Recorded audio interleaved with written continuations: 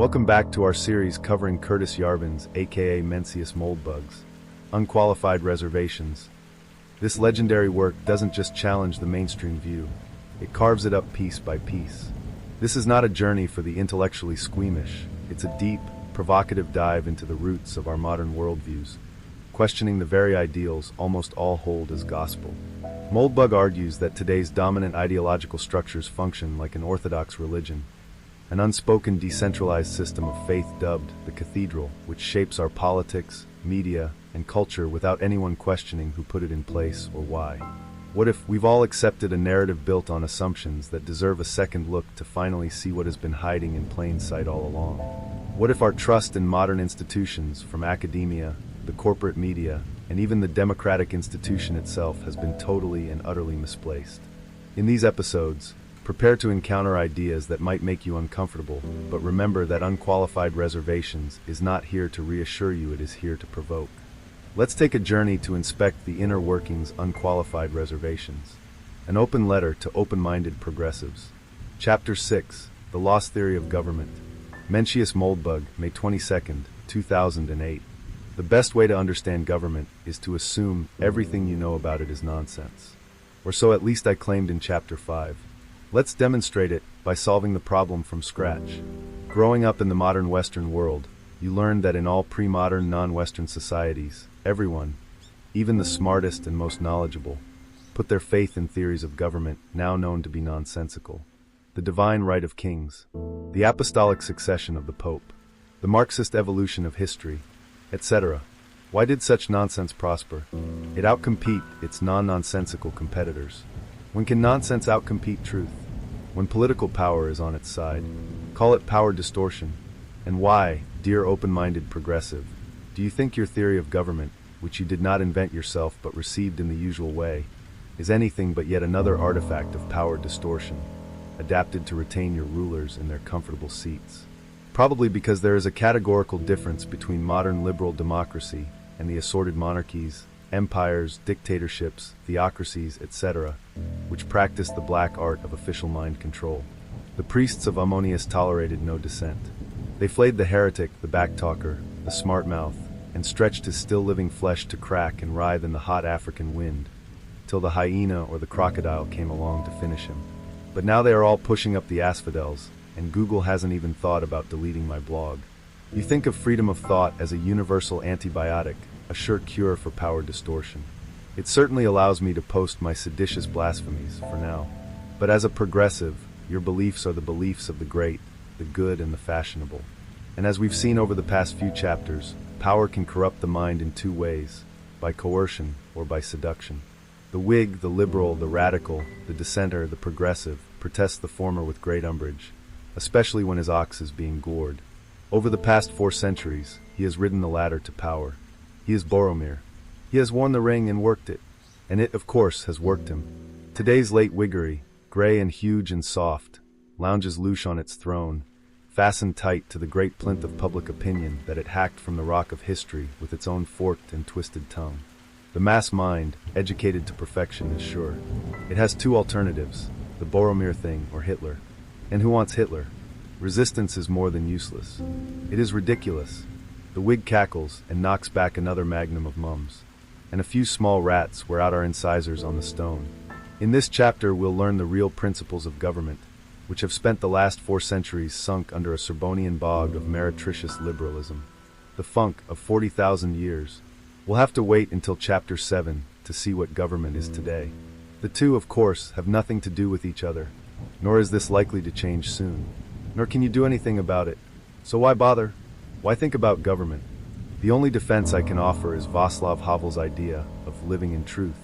As a fellow cog in the global public supermind, you are bombarded constantly and from every direction with the progressive theory of government, with which all humans who are not ignorant, evil or both must agree by definition, and which makes about as much sense as the Holy Trinity. If you are ready to be the nail that sticks up and is hammered down, you can be a conservative, which ties up a few of the loose ends and unties others. It also makes you a social pariah, unless most of your neighbors are named Earl. This shit is stressful. Most of us already have stressful lives. Do we need it? We don't. The nice thing about understanding government is that it gives you an off button for the endless political yammering. While it may replace this with a bit of despair as regards the future is a long way off. And not entirely without hope, but that's another post. In any case, government. First, let's establish what a government is. A government is a sovereign corporation. It is sovereign because its control over its territory is not subject to any higher authority. It is a corporation because it has a single institutional identity. All governments in history fit this definition, unless their sovereignty is compromised by some stronger power. In this case, that power is the true sovereign, and your analysis should be aimed at it. Second, what makes a government good or bad? The easiest way to think about this problem is to think subjectively. Assuming you have no power over the government's decisions, under what kind of government would you prefer to live? Given two governments A and B, what would make you move or want to move from A to B or vice versa?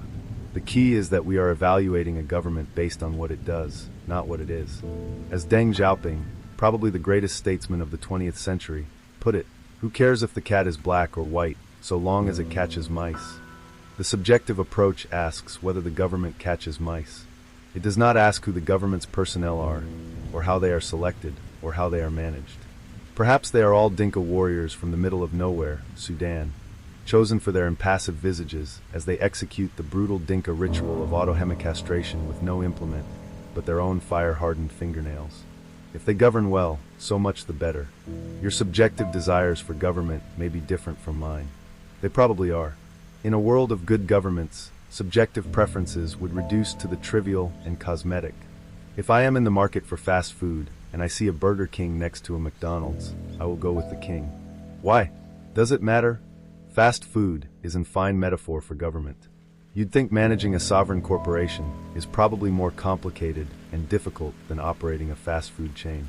Heck, operating a non-sovereign US state is probably harder than flipping burgers. And if B is harder than A, you'd think anyone who can pull off B would A say. But if I saw a McDonald's next to a commie, Mickey would be my man. Of course, there is no commie. We do not live in a world where the state of California sees fit to operate restaurants, fast or otherwise. There is no state burger. Even as an open-minded progressive, however, I'm afraid you will have to concede that if there was a commie, it would either be horrible or horribly overpriced, and probably both. Why? It will become obvious, if it isn't already. But what it tells us, if this isn't already obvious, is that we don't live in a world of good government. California is better governed than 9/10 of the Earth's surface, and there is no way its government could flip a decent burger. As Mark Twain put it, Omar Khayyam, the poet-prophet of Persia, writing more than 800 years ago, has said, "In the four parts of the earth are many that are able to write learned books, many that are able to lead armies, and many also that are able to govern kingdoms and empires. But few there be that can keep a hotel." Twain's quote does not strike me as authentic, but I quail at the notion of Calstay.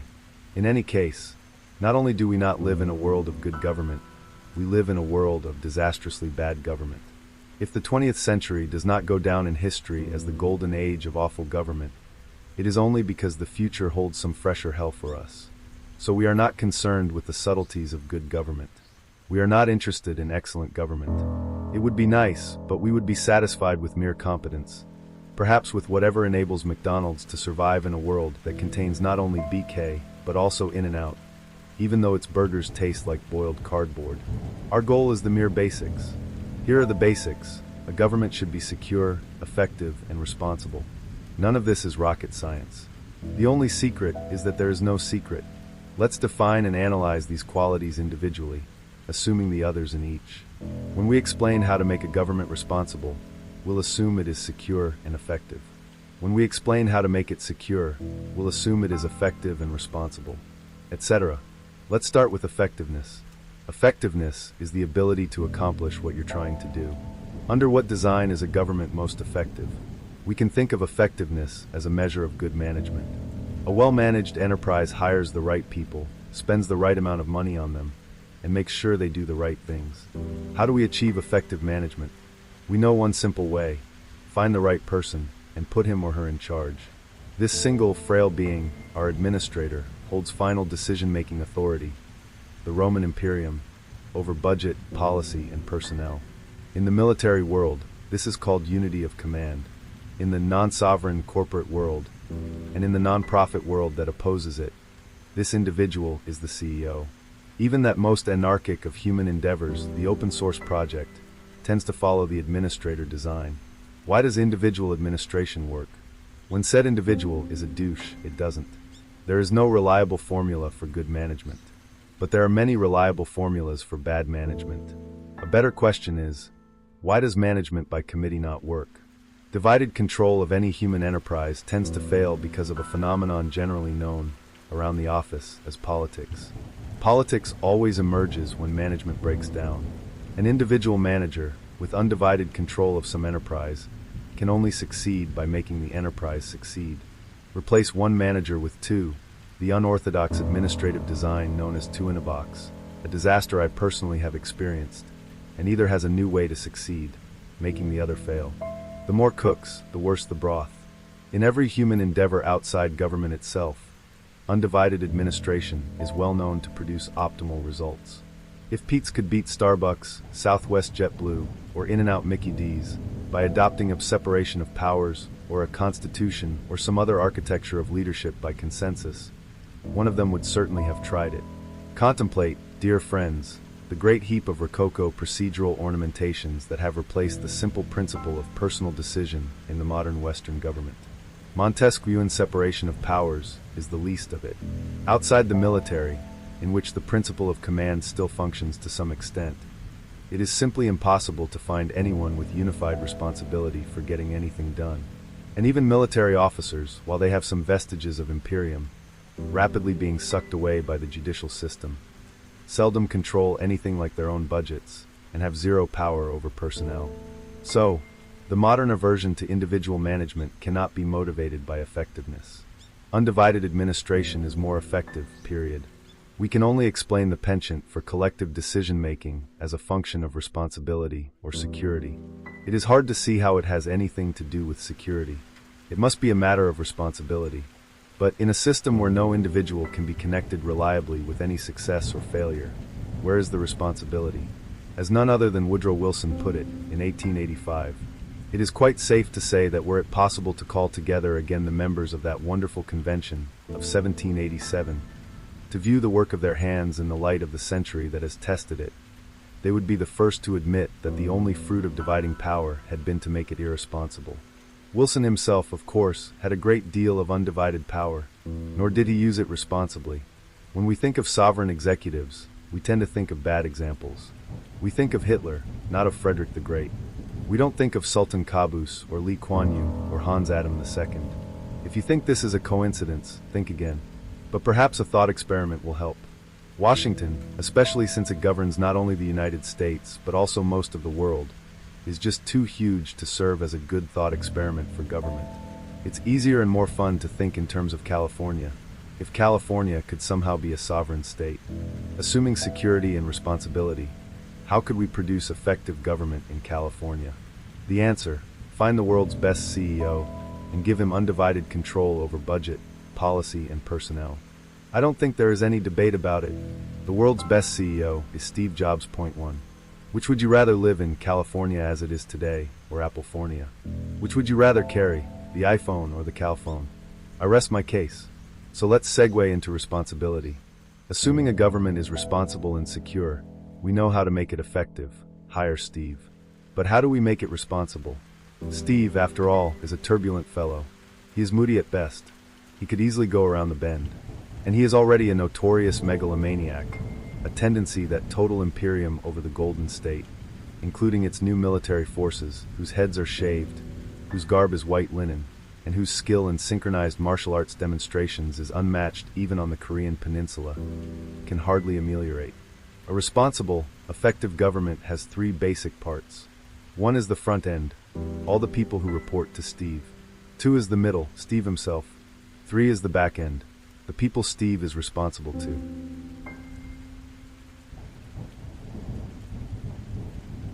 Apple itself, like all public corporations in the modern system, has a 2-level back end, a board of directors elected, in theory, by a body of shareholders. There is no reason to copy the details of this system. Corporate governance in the US today is nothing to write home about. It is the principles that matter. Call the back end the controllers. The controllers have one job: deciding whether or not Steve is managing responsibly. If not, they need to fire Steve and hire a new Steve. Mark Andreessen, perhaps. This design requires a substantial number of reasonably cogent controllers, whose collective opinion is likely to be trustworthy, and who share a single concept of responsibility. What happens if the controllers disagree on what responsible government means? We're back to politics. Factions and interest groups form. Each has a different idea of how Steve should run California. A coalition of a majority can organize and threaten him. Do this, do that, or it's out with Steve and in with Mark. Logrolling allows the coalition to micromanage. More funding for the threatened Mojave alligator mouse. And so on. That classic failure mode, parliamentary government, reappears. Call a controller model with a single shared concept of responsibility coherent.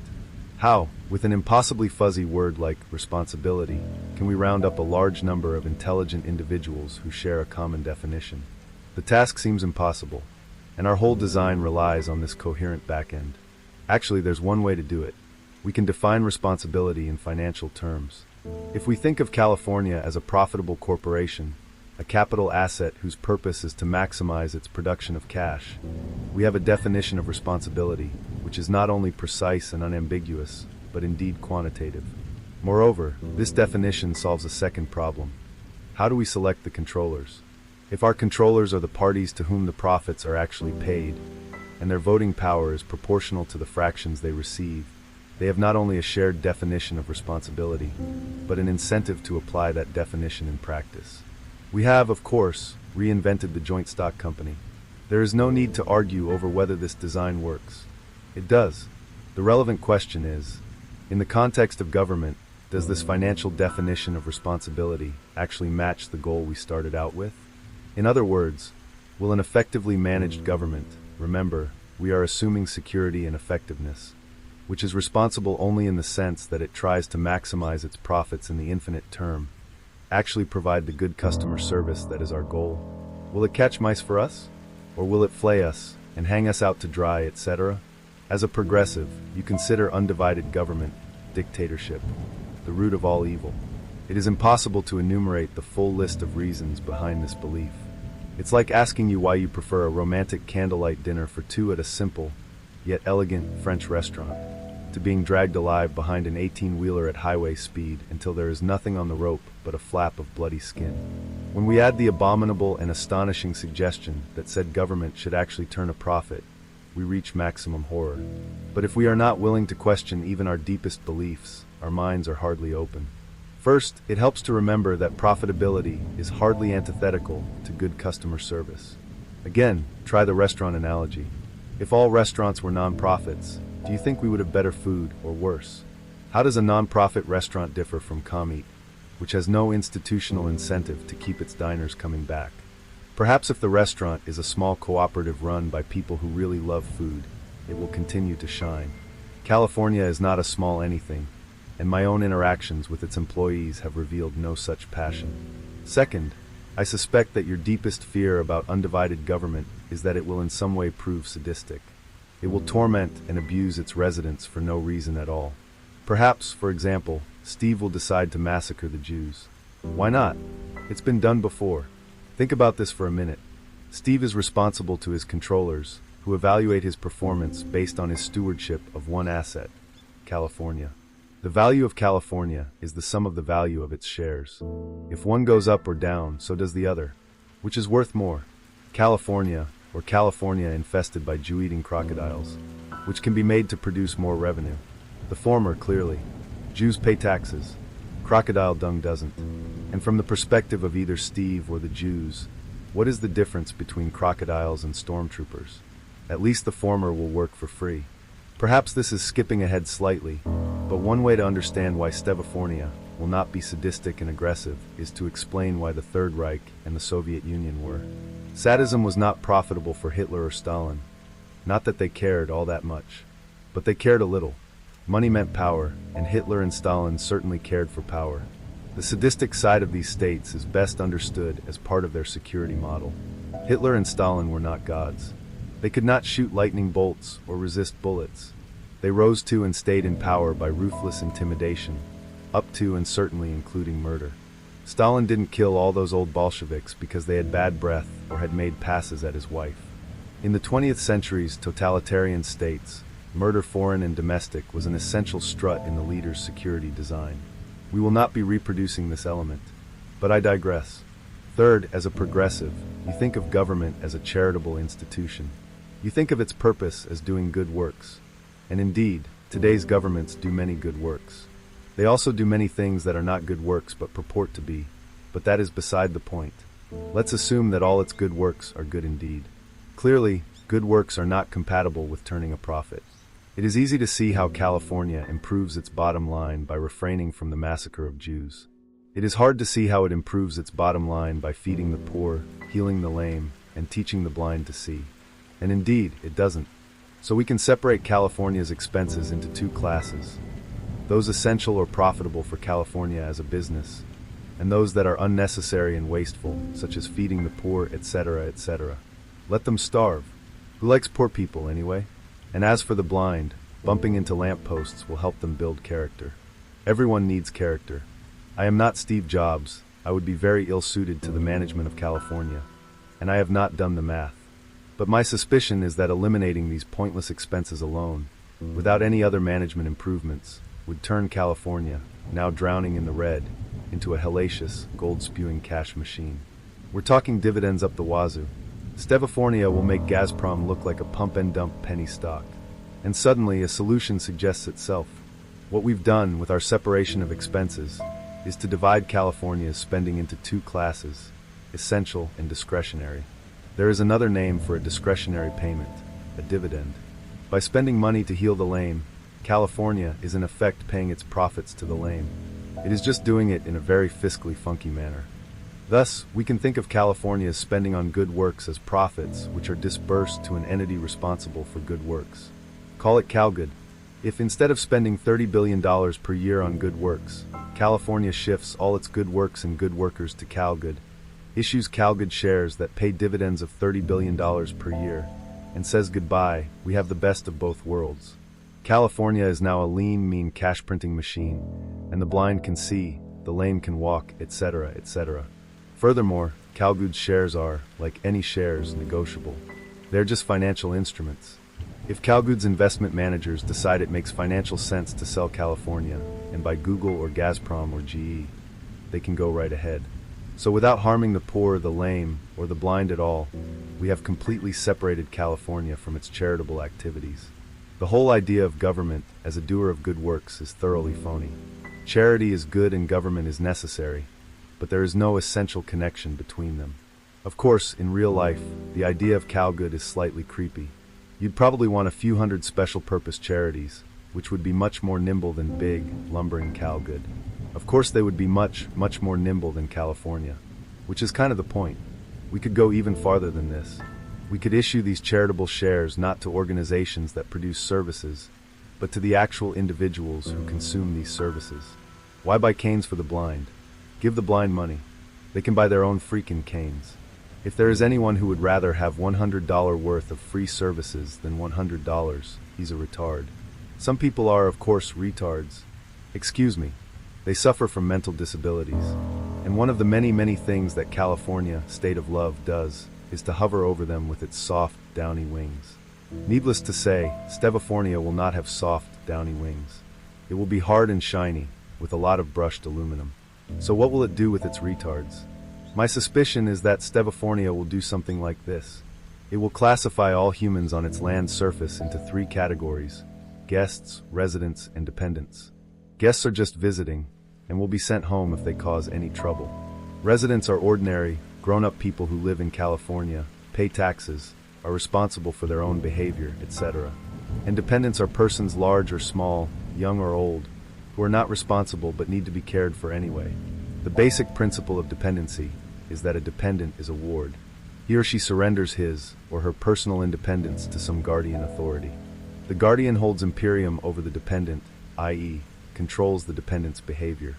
In turn, the guardian is responsible for the care and feeding of the dependent, and is liable for any torts the dependent commits. As you can see, this design is not my invention. At present, a large number of Californians are wards of the state itself. Some of them are incompetent, some are dangerous, some are both. Under the same principle as CalGood, these dependents can be spun off into external organizations, along with revenue streams that cover their costs. Criminals are a special case of dependent. Most criminals are mentally competent, but no more an asset to California than Jew-eating crocodiles. A sensible way to house criminals is to attach them as wards to their revenue streams, but let the criminal himself choose a guardian and switch if he is dissatisfied.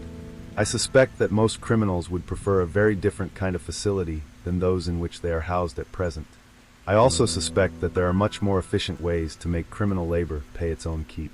And I suspect that in Stevafornia, there would be very little crime.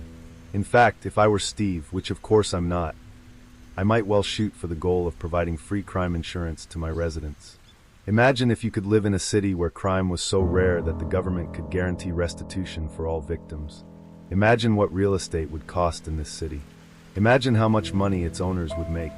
Then imagine that CalGood has a third of the shares.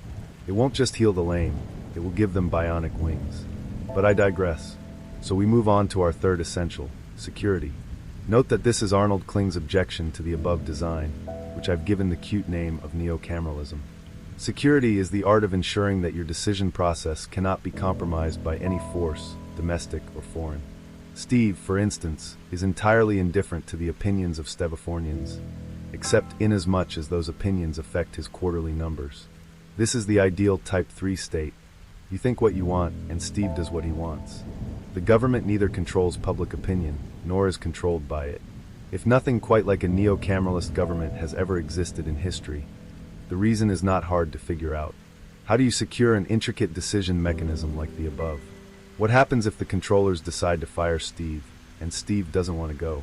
How does Steve remain in power if 1 million Stevafornians storm the presidential palace, and the guards side with the crowd and turn their guns around? Fortunately, we do not have to design a solution that will protect Charles X, no relation to Malcolm, from the machinations of the treacherous Marmont.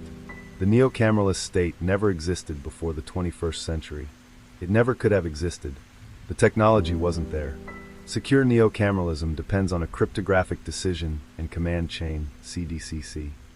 Once the world has cryptographically secure government, it will wonder how it ever lived without it. In the world of today, the security of all governments is dependent on mere personal loyalty. The U.S. Army could take over Washington tomorrow if it wanted to. It certainly cannot be compelled to obey the President, the Supreme Court, the Congress, or anyone else. It so happens that the U.S. military has a strong tradition of loyalty, a tradition that was tested, for example, in the case of the Bonus Army. Would today's Army fire on an American mob?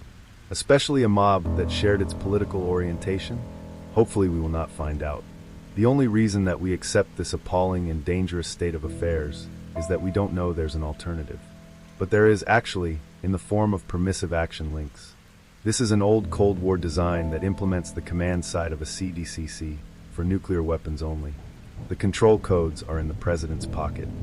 In a full CDCC government, the sovereign decision and command chain is secured from end to end by military-grade cryptography. All government weapons, not just nukes, but everything right down to small arms, are inoperable without code authorization. In any civil conflict, loyal units will find that their weapons work. Disloyal units will have to improvise. The result is predictable, as results should be.